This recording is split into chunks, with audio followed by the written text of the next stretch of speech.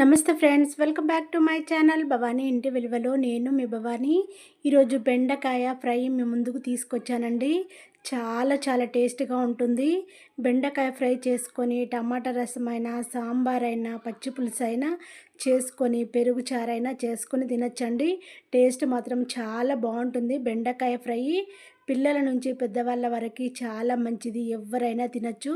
బెండకాయ ఫ్రైని చాలా రకాలుగా చేస్తారండి. బెండకాయలను చిన్న చిన్న ముక్కలుగా కట్ చేసి పెట్టుకోవాలి. 1 కేజీ వరకు తీసుకున్నాను.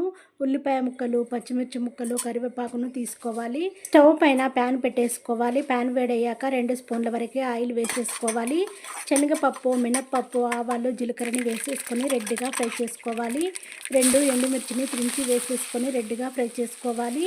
కట్ చేసి పెట్టుకున్న ఉల్లిపాయ ముక్కలు, కరివేపాకు, పచ్చిమిర్చిని వేసేసుకొని దోరగా ఫ్రై చేసుకోవాలి. 1 స్పూన్ వరకు సాల్ట్ని వేసేసుకొని ఫ్రై చేసుకోవాలి.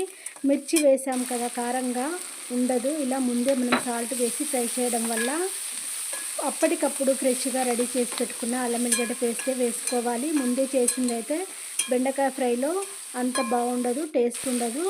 అప్పటికప్పుడు రెడీ చేసిందే వేసేసుకోవాలి. పచ్చి వాసన పోయే వరకు ఫ్రై చేసుకొని 1 స్పూన్ వరకు పసుపుని వేసేసుకొని పసుపు అంతా మిక్స్ అయ్యేలా కలుపుకున్న తర్వాత కట్ చేసి పెట్టుకున్న బెండకాయ ముక్కలను వేసేసుకొని మంచిగా కలుపుకోవాలి. 1 కేజీ వరకు తీసుకున్నానండి బెండకాయ ఫ్రై.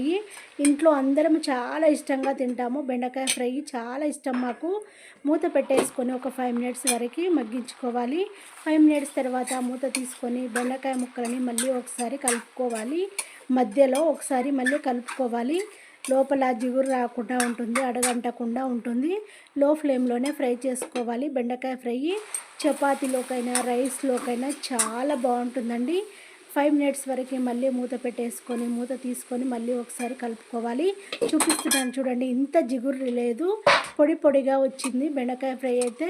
ఇప్పుడు మనకి బెండకాయ ఫ్రై రెడీ అయిపోయింది. ఒక కట్ట కొత్తిమీరను చిన్నగా కట్ చేసి వేసేసుకొని మొత్తము మిక్స్ అయ్యేలా కలుపుకొని సర్వ్ చేసుకోవడమేనండి. బెండకాయ ఫ్రై రెడీ అయిపోయింది.